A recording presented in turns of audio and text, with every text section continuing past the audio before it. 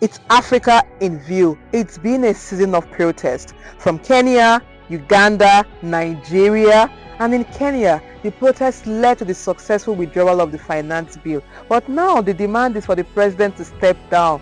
Will an African president resign from office?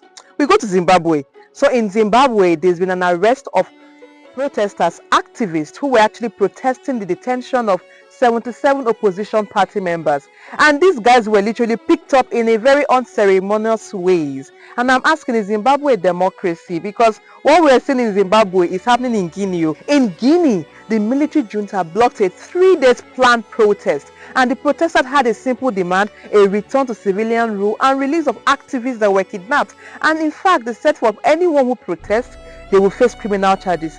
Then we go to Tanzania, where opposition leaders were arrested when they planned a protest in honor to mark the International Youth Day. Now, elections. In Cote d'Ivoire, opposition parties and civil society have decided to work together to push for electoral reforms ahead of their presidential elections next year, October 2025. While in Tunisia, 4 candidates who wanted to run for the office of the president were sentenced and imprisoned. And out of the 17 candidates that applied to contest for the office of the president, only 3, including the sitting president, were screened to contest in the October 2024 elections. In South Africa, the ANC and the DA have retained their seats in the by-elections. Now we go to Guinea-Bissau, where the main political parties are demanding that the president respect the constitution and the laws of the land. And Ghana will be heading to the elections in a few months' time. Ghanaians, are you ready to vote? It's not to be debating jollof rice with Nigeria. Get ready to vote.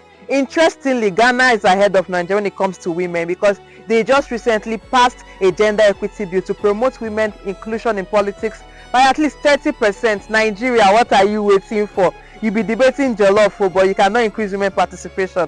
Now in Rwanda, Paul Kagame has been sworn in for the 4th time. I don't know, 4 times. Now let's go to the military junta, as Niger and Mali have decided to sever their ties with Ukraine. They say they don't want the relationship anymore.